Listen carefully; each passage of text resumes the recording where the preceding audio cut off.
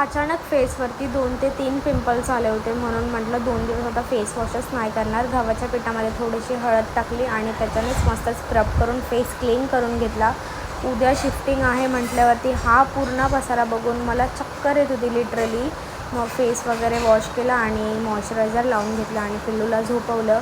सकाळी उठले, म्हटलं चला फटाफट आवरायचं आहे म्हणून बाहेरूनच नाश्ता आणला आणि AC सर्व्हिसिंग करणाऱ्याला बोलवलं.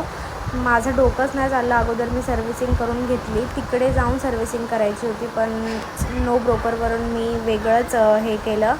आणि नंतर पूर्ण सामान खाली आणलं आणि खरंच कोणीच नव्हतं मदतीला. मी आणि मम्मीनेच सगळ्या गोष्टी केल्या. आपलं म्हणजे कोणीच नाही आहे या जगात. जेव्हा आपलं काम असतं तेव्हा आपल्या मदतीला कोणीच येत नाही. तरी पण इट्स ओके. माझा नवरा नाही आहे तरी तो तिकडून माझी सगळी हेल्प करतो. पण आता मी एकटे म्हटल्यावर मला सगळं तर करावंच लागेल. आणि हे आहे आपलं नवीन घर जे मी रेंटने घेतलं आहे. खूप सुंदर आहे आणि व्ह्यू पण खूप छान आहे. सर्व सामान टाकलं आणि दूध ठेवलं अगोदर. नंतर रात्री बाहेरूनच जेवण आणलं आणि मग तसंच झोपून गेले. सकाळी म्हटलं सगळं आवरावं आणि बघा सगळं आवरायला घेतलं. आता उद्याच्या ब्लॉगमध्ये सांगेल की तो फ्लॅट मी का खाली केला.